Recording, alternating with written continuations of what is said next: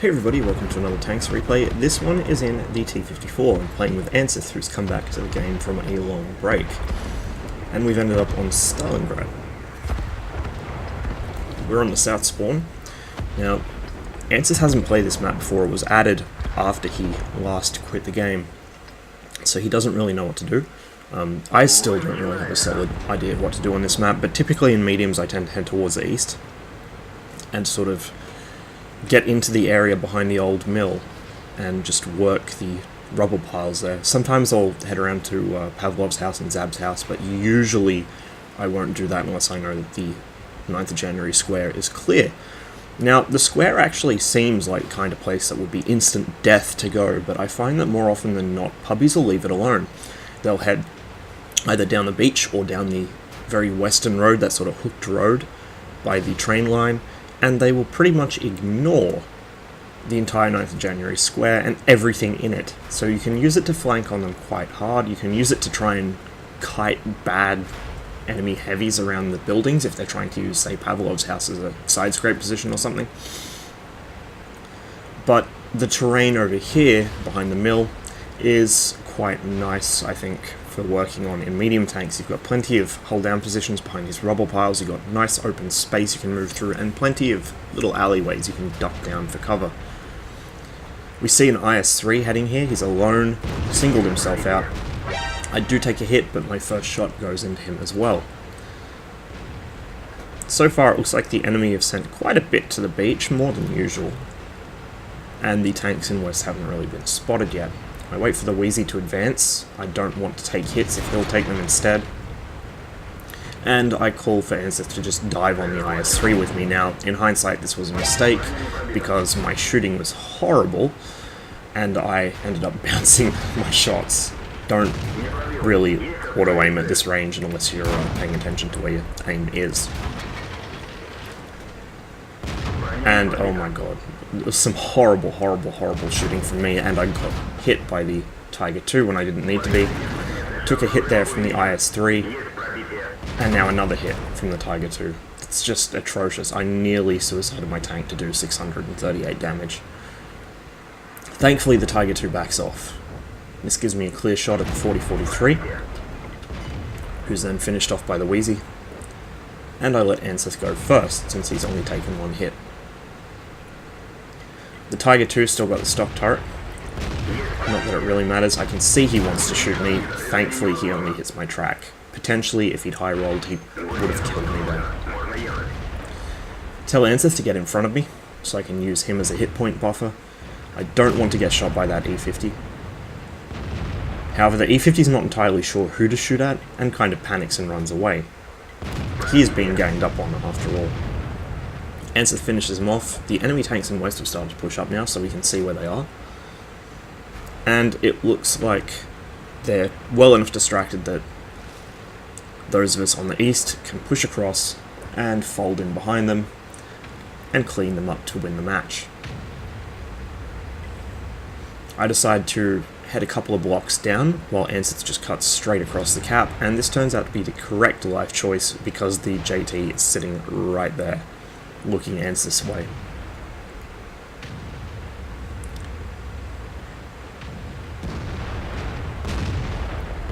Terrible shot there. I actually had a bit of a lag spike, you may have noticed, and my gun wasn't actually aimed where I thought it was. The JT gets sandwiched between the AMX Chasseur de Char and the Wheezy 111, and I pop him through the top of his casemate. Now I want to be a bit careful here because this E100 could finish me off. He's looking my way. He expects me to come out. No, not doing it. I let the Wheezy take the corner and start looking for another way around.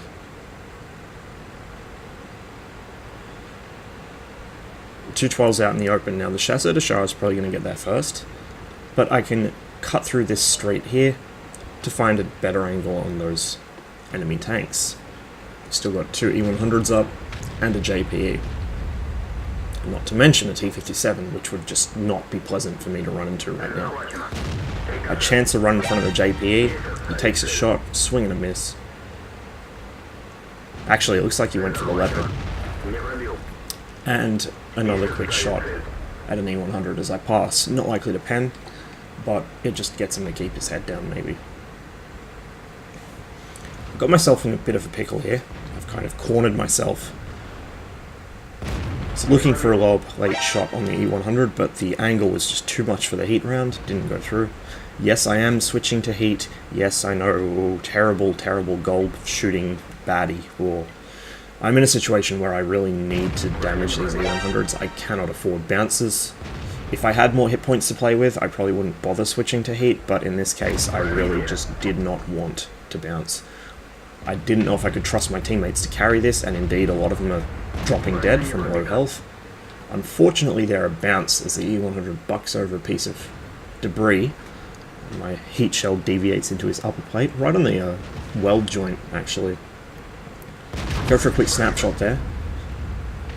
He misses, I hit his gun. I know I can pen his turret face, but for some reason RNG decides not to let me. And our Artie finishes him off for me. Now, our Artie was fantastic this game, so shout out to these guys. Zhukov and Amichan, fucking brilliant work. They pretty much carried our team through this game. Particularly this sort of late game period with not a lot of hit points to go around and a bunch of angry E100s after me. The Artie was really my guardian angel. So the remaining enemy E100, who is their best player, decides he's going to come and try and kill me. Immediately he gets tracked by Artie. I've got Anseth looking over my shoulder telling me where he's pointing his gun. He takes a shot, so I've got some time. Unfortunately I should have driven forwards, not back. But now I have given myself a little more cover at least. And he gets tracked again by the 207. Now the bat's nearly loaded. And he puts in a nice hit on the E100. I know he's going to drive in front of this gap, and I do get the shot through, but unfortunately my plan backfires. You may have noticed that little turn I made right before I got shot. That was what killed me. If I'd just driven straight, I would have been out of his shot before he was loaded. But unfortunately for me, I dawdled a bit, and it got me killed. So now we get to spectate a broke engine E100 trying to carry the team. I'm just going to time accelerate this to 4 times because this was really, really slow. Anseth and I were sitting here watching this, basically biting on nails to shreds. Unfortunately, that 207 shotgun didn't work out for him there. This E100 nearly cost us the game. He hesitated way too much. This is really not something you can afford to do in this situation. I mean, the enemies still have an E100 up. He's low health. This guy could probably kill him with HE even. They've got a T-57 up, who is still sitting about half health. Thankfully, Zhukov is on point with the shot on that E100 after ours bounced, but now he's got problems of his own as the T-57 is out to get him. Now, our E100 is way too slow with his broken engine to get there anytime soon. I was telling the E100 to get on cap and try and draw the T-57 to him, but he gets to the square behind the mill there as Zhukov gets killed by the T-57 and just sits there. He didn't know what to do, he just hesitated, and it nearly cost us the game because now he doesn't really have enough time left to get to cap and cap out. He has to go kill the T-57, and if the T-57 had just run away, this would have been a draw. Thankfully, the T-57 doesn't run away. He gets up to proxy spotting range and just sits there. He puts a bit of distance between the two of them. I'm going to slow this back down. But he's still in the general area. He can't escape it without the E100 seeing him do so. So these two are now locked into this engagement. Neither of them can get away. Remember, our E100 does have a broken engine. For some reason it's not showing on the damage panel, but it is there. That's why he's moving so slowly.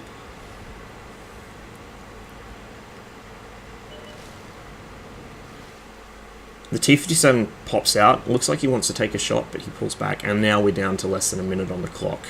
And I was really, really worried the T-57 was just going to hide and draw it out, especially being a shitter. Shitters don't actually mind draws. Good players can't stand them and would rather take a loss. So I start trying to encourage, by way of taunts, this T-57 to actually nut up and try and kill the E-100, because there's at least a 50-50 chance the E-100 will actually kill him instead. Here it comes. Here it comes. What a bounce. Thankfully, the T-57 doesn't have the gun depression to get hits on the E-100. E-100 very nearly got killed there. He could have eaten at least one shot if the T-57 had just fired. But he gets lucky. Very, very lucky. With 4 seconds left, that was a complete fluke. Now, I don't want to rag on our E-100 too much, because he did have a broken engine and he probably wasn't expecting to have to carry the game by himself. But he really, really cut it close.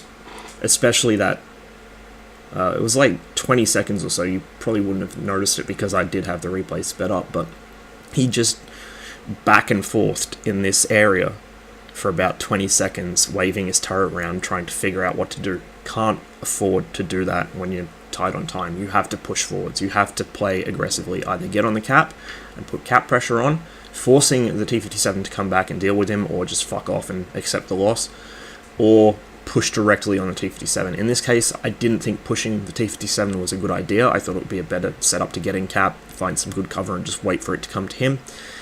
As it happens, he was able to do it, but literally only just by the skin of his teeth, he was able to pull that one off. But he did, and we ended up with a win, and it was a pretty good game. Some bad shooting from me, particularly at the start. Threw away a lot more hit points than I needed to, but towards the end there, things started to really pick up, and even on city maps like this, if you have good players in Arty, they will really make their presence known. They were absolutely fantastic this match. They did everything we could have asked of them and more, and right when we needed them most at the end of the game, when everyone was low hit points and we were being pushed by big scary things, they were there for us. So fantastic work to those two. Now the E100s, curiously enough, there were totem players on each team. The enemy E100, who killed me, and our own E100, both from totem, and there was also the JPE.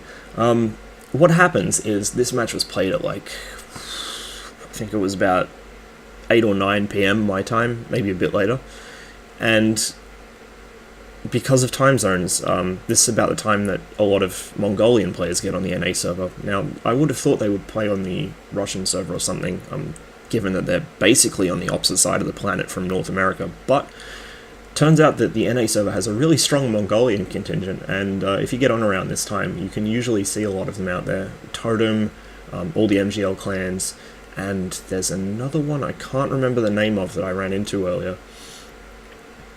I always like seeing them talk in chat, because it's a really interesting written language. Like, it just looks like a jumble of letters, but they can somehow make something intelligible out of it. And then, of course, you see occasionally people who have actually got Cyrillic keyboards, and it's still a jumble of letters. So I'm not sure how that works, but it's a fascinating language. I should really like to study it at some point. But there's quite a few, and by and large, they're not too bad. A lot of the MGL clan players that get on around the same time I do are usually playing their E100s, and they're pretty decent. The enemy Totem E100 was a pretty solid player. 4 kills there for his team. Him and the T-57 did basically all the work that game. So that's one of the things I like most about the NA server, is you get people from all over the world playing on it. We got plenty of Europeans who stuck with NA because they had friends on it, or, you know, just decided they'd play the NA server. There's a lot of the European goons have NA accounts as well, and play both servers from time to time. For example, Alleviated Risk has a European account. I think a couple of the others that I play with regularly do as well. You get all the, you know, Central and South American players on NA, you get plenty of Europeans, you get East Asian players, you get Australians, you get everybody. And you don't, I think, get quite the same degree of diversity on the EU server. You mostly get Europeans and maybe a couple of Americans, and that'd be about it, I'd imagine. The NA server is kind of like a place where everyone plays, even people who are on the other side of the world. I'm really curious what kind of connections those guys must be having to deal with, considering how bad mine is. and they're even further from the west coast of the US than I am. I'll have to ask one of them at some point, because I'm really interested now how bad their pings must be. And yet some of them still play better than I do, so go figure. I guess if you get used to it over enough time, you'll get good at it. Anyway, thanks for watching. Hope you enjoyed the video, despite my bad misplays early on. Hopefully I can get Ansys to actually stay in the game this time. Mostly I think the reason he quit before is because I kept ending up in Fulgur and Platoons and he didn't end up getting invites. I'm sorry, Ansys. But yeah, it's always nice to get a friend back into the game after a long break, especially if they're the kind of friend who remains a friend after you play this game with them. That's a bond closer than brotherhood, I tell you what. Oh, if you can keep friends after playing this game with them, they are friends for life. But that's enough from me. Wish you the best of luck in the field, and I'll catch you on the next video.